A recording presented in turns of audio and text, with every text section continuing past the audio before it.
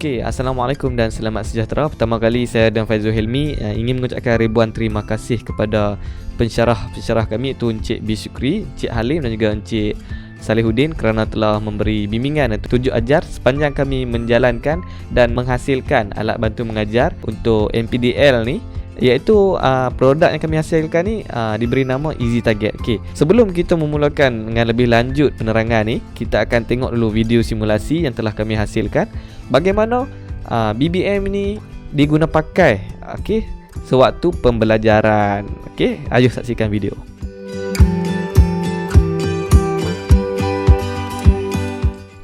Okey, baiklah, apa yang tuan-puan sedang lihat sekarang adalah alat inovasi BBM Easy Target pada aras rendah, digunakan untuk aktiviti sepak bola lah. Okey, itu sudut hadapan. Kita akan pergi ke sudut belakang. Okey, di bahagian belakang ni kami letakkan loceng-loceng. Loceng-loceng ni dia akan berbunyi lah.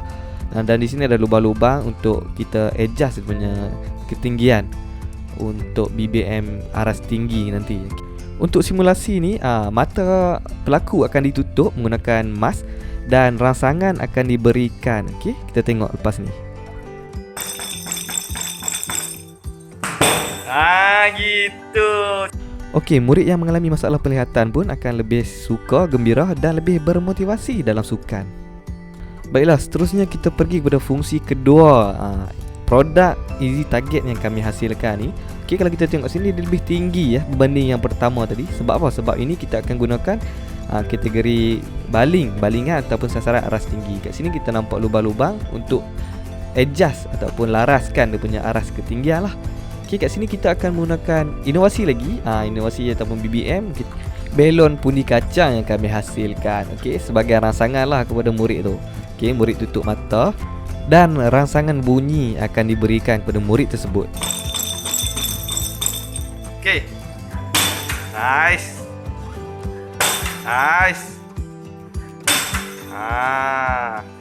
Okey, itu adalah simulasi bagaimana BBM ni digunakan. Okey, baiklah kepada semua penonton, terutamanya para pensyarah yang kami sayangi.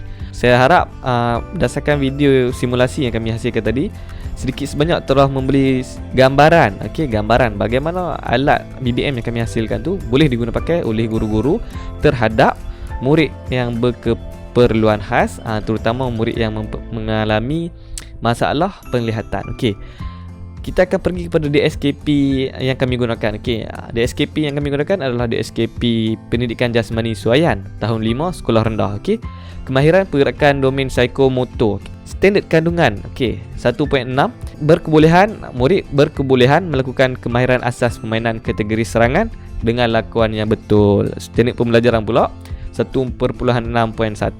Okey, murid dapat melakukan pelbagai cara hantaran bola ke sasaran dengan menggunakan alatan dan anggota badan yang dibenarkan. Okey, kat sini kami akan gunakan kemudian BBM ni. Kalau kita tengok tadi dekat muka depan sekali, awal-awal sekali video tu, dalam video simulasi pun kami dah tunjuk bola kertas kami gunakan untuk memudahkan murid-murid berkeperluan khas ni. Dan juga bola pundi kacang, bila dia pegang tu sedikit sebanyak akan memberi rangsangan lah kepada dia. Okey, standard pembelajaran yang kedua adalah 1.6.7, iaitu menjaring dengan melepasi penghadang. Okey, kita teruskan ke slide yang seterusnya. Okey, untuk pengetahuan tuan-tuan dan puan-puan, kami menggunakan teori-teori yang tertentu dalam menghasilkan BBM ni supaya ianya berkait rapat dengan NPDL. Okey, yang pertama adalah teori behavioris yang diperkenalkan oleh Ivan Pavlov dan diperkembangkan oleh Thorndike dan Skinner. Mereka ni berpendapat bahawa pembelajaran adalah berkaitan dengan perubahan tingkah laku. Macam mana perubahan tingkah laku tu terjadi? Teori ini kebanyakannya dihasilkan dengan mereka menumpukan ujian kepada penghubungan antara rangsangan dan gerak balas yang menghasilkan perubahan tingkah laku. Kalau kita tengok kat video tadi, permulaan pembentangan kami ni, rangsangan bunyi diberikan kepada murid yang mengalami masalah penglihatan, dan gerak balas tu dia akan mendengar bunyi tu, dia akan letakkan sasaran, dia akan membuat satu balingan. Kat situ balingan dan juga sepakan lah. Kat situ dia akan menghasilkan perubahan tingkah laku. Teori ni dia sangat berkait rapat dengan objektif pembelajaran kita tu, iaitu untuk gerak balas. murid tu terhadap rangsangan. Yang ketiga adalah ujian ini bersifat sebagai suatu usaha yang dapat merubah tingkah laku murid agar lebih baik. Maka perubahan inilah yang disebut pembelajaran. Okey, satu perubahan daripada lakuan yang tidak betul kepada lakuan yang betul dengan adanya BBM. Itu adalah satu pembelajaran. Okey, secara umumnya memang teori behaviorist menyatakan bahawa pengajaran dan pembelajaran akan mempengaruhi segala perbuatan atau tingkah laku pelajar, sama ada baik atau sebaliknya. Okey, kita inginkan yang baik sahaja. Okey, yang terakhir adalah teori ini juga menjelaskan bahawa tingkah laku pelajar dapat diperhatikan dan diprediksi apakah mengarah ke hal positif atau negatif. Okey, seterusnya ini adalah lakaran inovasi NPDL kami. Okey, kalau tuan-puan tengok tadi, saya rasa dah jelas macam mana dia punya bentuk tu.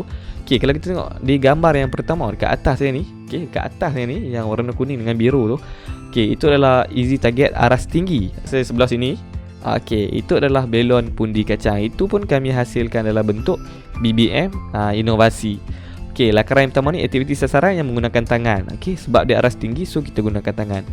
Okey, menggunakan belon pundi kacang, bola softball dan sebagainya. Okey, bola softball ni kita boleh gunakan sekiranya belon pundi kacang tu tiada di sekolah, okey, ataupun rosak, okey, kita boleh gunakan bola softball. Okey, boleh digunakan sebagai ABM untuk latihan pitcher dalam sukan softball untuk murid normal. Jadinya kat sini, selain daripada kita nak menggunakan BBM ni untuk murid-murid berkeperluan khas, contohnya dari segi penglihatan untuk sasaran tangan dan kaki, jadinya kita satu keuntungan kepada guru tu jika mereka memiliki produk easy target ni. Sebab apa? Sebab pitcher pun boleh lakukan dia punya latihan sasaran. Okey, seterusnya lakaran inovasi NPDL yang kedua. Okey, kalau kita tengok yang atas ni, okey, yang tadi dia aras tinggi, yang ni dia aras rendah. Kalau kita tengok dalam video yang pertama tadi, video simulasi tu, yang ni digunakan untuk sepakkan bola kan, sepakkan bola masuk ke dalam sasaran kita tu. Okey, yang bawah tu adalah bola kertas. Okey, bola kertas ni apa fungsi dia? Fungsi bola kertas ni adalah untuk permulaan murid tu nak sepak kan, mata dia kan tak nampak kan. So kalau guna bola biasa mungkin sesuatu yang agak sukar, mungkin bola tu agak berat. So bola yang lebih ringan digunakan itu dengan menggunakan bola kertas yang dihasilkan dengan menggunakan kreativiti dan hasil inovatif kami berdua lah, saya dengan Faizul. Boleh digunakan sebagai ABM untuk latihan menjaring dalam sukan bola sepak untuk murid normal. So kita buat kelebihan, banyak kelebihan yang dapat digunakan oleh guru jika mereka mempunyai produk easy target ni lah. Okay, selain daripada kita nak hasilkan produk BBM ni sebagai satu keperluan tugasan kerja khusus, kita juga boleh jual produk ni. Saya rasa produk ni akan mempunyai satu pasaran yang tinggi. Okey, baiklah, untuk penerangan seterusnya saya akan serahkan kepada sahabat saya iaitu Muhammad Faizul Hilmi lah untuk teruskan kita punya penerangan tentang BBM yang kami hasilkan ni. Sekian daripada saya, terima kasih. Assalamualaikum warahmatullahi wabarakatuh dan selamat sejahtera. Saya Muhammad Faizul Hilmi bin Hafid daripada kelas 5 PISMP Pendidikan Yusmani akan meneruskan pembentangan saudara Farhan, yakni tentang bahan-bahan bagi inovasi NPDL Easy Target. Baiklah, bahan pertama yang digunakan adalah loceng atau alat yang berbunyi, yang mana loceng kita menggunakan loceng berwarna-warni lah untuk menarik minat dan menarik perhatian murid yang mengalami masalah penglihatan. Dan seterusnya kita menggunakan cardboard sebagai tempat sasaran untuk murid membuat balingan. Dan yang ketiga kita menggunakan pipe PVC, yang mana pipe PVC ni kita beli daripada kedai pipe dan sangat mudah didapatilah. Dan keempat, kita menggunakan alat penyangkut. Alat penyangkut ni adalah berfungsi untuk kita sangkut cardboard tu seperti yang gambar di atas, yang mana kita sangkut cardboard. Dan cardboard ni akan dipenuhi dengan loceng, yang mana bila murid berkeperluan khas ni baling bola ke arah cardboard dan akan berbunyilah. Dan yang kelima, murid baling menggunakan belon pundi kacang atau bola kertas, yang mana belon pundi kacang ni murid akan melakukan balingan lah, dan bola kertas murid akan melakukan tendangan. Baiklah, kita terus kepada slide seterusnya, iaitu mengenai NPDL. Yang mana NPDL ni kita menggabungkan 3 subjek utama dalam meja pendidikan jasmani, iaitu pendidikan inklusif, lakuan motor dan psikologi dan sosiologi sukan.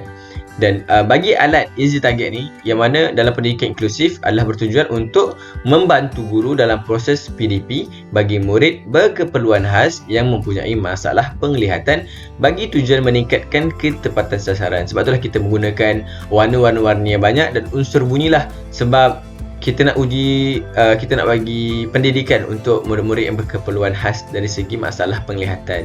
Jadi dengan bunyi dan warna-warni memang akan nampak lah. Dan dari segi lakuan motor pula, aktiviti lakuan motor, yakni kami menggunakan, murid akan melakukan lakuan motor kasar dan halus yang dipraktikkan dalam usaha murid melakukan aktiviti sasaran. Jadi murid akan menggerakkan tangan, yakni lakuan motor kasar lah, yakni menggunakan gerak tangan dan sebagainya lah.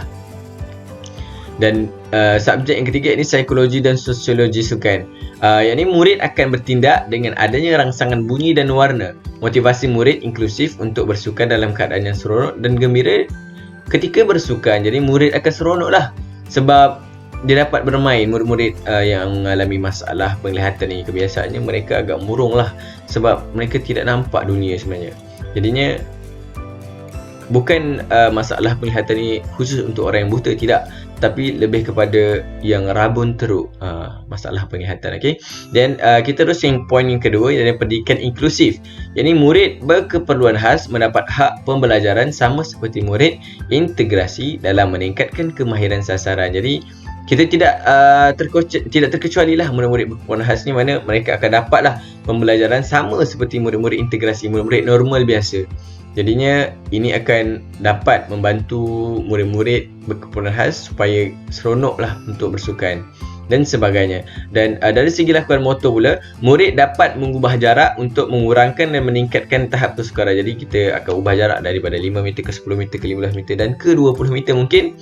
Dan guru juga boleh mengukur lakuan prestasi lakuan motor murid dari aspek masa, jarak, kekerapan, ketepatan dan konsentrasi bersandarkan teori pembelajaran motor Smith 2005, yang mana dari segi masa berapa masa dia ambil untuk melakukan balingan, berapa jauh jarak dia boleh melakukan balingan tepat, kekerapan dia berapa kali kekerapan dia kena pada target, ketepatan macam mana dia baling tu tepat tak pada target, dan konsistensi bersandarkan teori. Macam itulah, konsisten tak ada baling. Dan dari segi psikologi dan sosiologi sukan pula, alat yang dicipta mampu menimbulkan keseronokan, seterusnya membawa kepada peningkatan kemahiran berkomunikasi antara murid dalam kumpulan.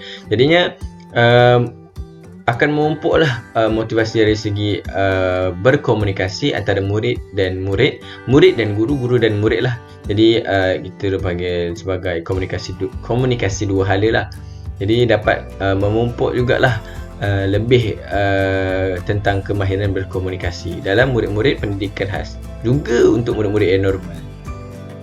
Jadi kita terus kepada slide seterusnya, iaitu berkenaan dengan fungsi-fungsi inovasi dijalankan. Jadi inovasi ni mempunyai fungsi lah, kenapa kita buat alat inovasi ni lah.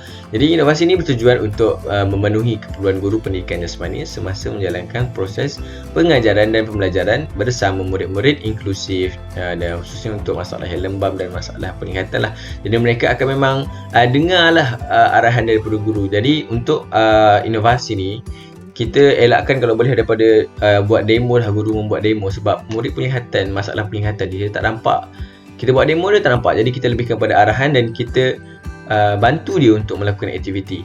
Dan seterusnya murid akan lebih tertarik untuk mengikuti proses pengajaran dan pembelajaran yang dirancang oleh guru, kerana inovasi mempunyai unsur-unsur yang menarik seperti bunyi-bunyian, warna-warni dan pergerakan asas iaitu melontar. Jadi itulah sebab tu kita guna bunyi-bunyian, guna loceng yang berwarna-warni, dan juga alat-alat cakap kita gunakan color-color yang terang lah, supaya dapat menarik perhatian murid-murid yang mengalami masalah penglihatan dan lembam ni lah. Jadi ketinggian alat inovasi kami, yakni Easy Target ni, boleh dilaras mengikut kesesuaian. Mana kita tengok dekat gambar atas, dia boleh dilaras, yang mana ada ketinggian 1, 2 dan 3 sampai 3 tahap. Tahap ketiga lah paling tinggi. Yang tahap ketiga tu kita buat dari segi lontaran dah. Kalau tahap paling bawah kita buat dari segi tendangan. Okey. Dan yang keenam, yakni murid biasa juga boleh digunakan sebagai latihan dalam meningkatkan kemahiran sasaran untuk permainan softball. Pitcher ni yakni balingan lah yang duduk dekat tengah-tengah tu. Jadi dia akan baling bola dekat dalam satu macam kalau kita baling bola, pitcher dia akan baling dalam satu kotak yang kami panggil kotak hitam. Dia akan baling kat situlah sebagai satu sasaran. Jadi dengan alat inovasi Easy Target ni, jadi pitcher ni dia akan dapat melatih diri dia untuk baling dengan cara balingan yang tepat dan dapat konsisten balingan tu. Dan kita terus kepada slide seterusnya, iaitu kekuatan ABM, alat bantu mengajar kami, iaitu Easy Target ni. Apa kekuatan dia sebenarnya? Okey, kekuatannya adalah murid berkeperluan khas dapat menjalankan aktiviti pendidikan semasa di sekolah sama seperti murid biasa. Jadi inilah kenapa kami buat inovasi. Jadi untuk memberikan pendidikan yang sama dengan murid-murid yang normal, dan selain itu guru juga dapat melaksanakan aktiviti sasaran dalam kalangan murid inklusif dengan lancar dan teratur lah. Jadinya dengan alat ni guru pun tak pun dengar macam mana nak buat dengan murid-murid masalah peningkatan ni. Jadi dengan alat ni guru terus bagi arahan dan buat aktiviti bersama murid, macam tu. Dan seterusnya, murid inklusif tidak diabaikan dengan adanya ABM ni. Jadi kita tak abaikanlah murid-murid yang berkeperluan khas ni. Guru dapat menggunakan alat ini untuk permainan lain seperti latihan membaling pitcher dan sukan softball. Ini imaginary box lah, yang mana saya kata tadi kotak hitam tu lah. Dan alat ABM yang kami cipta ini menggunakan kos yang rendah sahaja, yang mana kos pipe PVC dan belon, dan bola kita menggunakan bahan kita semula seperti surat khabar macam tu. Dan seterusnya, menggunakan bahan yang tidak berbahaya dan mengurangkan risiko kecederaan murid. Jadi kita tak ada menggunakan bahan-bahan yang tajam lah. Macam pipe PVC pun dia kalau kita ketuk kepala pun dia tak mendatangkan kecederaan yang teruk lah. Dan seterusnya, unsur bunyi dan warna pelbagai menarik minat murid untuk melakukan aktiviti. Jadi memang unsur paling penting ini bunyi dan warna lah, sebab kita pentingkan dari segi untuk murid-murid yang berkeperluan khas dari segi masalah penglihatan dan lembam. Jadi bunyi dan warna ni sangat penting. Jadi untuk alat-alat inovasi yang seterusnya, bunyi dan warna sangat penting untuk inovasi. Dan alat ini mudah untuk ditanggal dan dipasang, portable. Jadi boleh dibawa ke mana-mana lah. Boleh kalau macam kereta tak muat, kita boleh cabut-cabut batang pipe PVC tu dan kita pasang balik, sangat mudah. Dan dari segi pasaran pula, alat ini mudah untuk dipasarkan kepada ibu bapa semasa murid berada di rumah. Jadi seperti yang kita tahu, sekarang wabak COVID-19 semakin menular. Jadi sangat baguslah alat inovasi Easy Target ni dibeli oleh ibu bapa. Jadi murid-murid berkeperluan khas ataupun murid-murid normal ni bolehlah melakukan aktiviti di rumah. Tidaklah dengan aktiviti yang mana mereka hanya bermain telefon, yang bermain gadget dan sebagainya. Jadi adanya aktiviti fizikal yang dilakukan. Dan seterusnya, akhir sekali, dengan adanya alat ini, murid dapat melakukan aktiviti fizikal walaupun mereka tidak melibatkan dengan aktiviti luar. Dari segi sosiologi, murid akan dapat berinteraksi semasa menggunakan alat ini. Jadi kalau ibu bapa beli, jadi murid-murid anak-anak ni dapatlah sama-sama lah berinteraksi dengan ibu bapa. Ibu bapa tolong anak-anak mereka untuk melakukan aktiviti fizikal. Jadi sangat berbaloi lah sesiapa yang beli alat inovasi Easy Target ni. Okey, saya rasa itu sahaja daripada kami berdua. Saya Muhammad Faizul Helmi dan saudara saya Muhammad Filza Farhan. Sekian daripada kami. Assalamualaikum warahmatullahi wabarakatuh.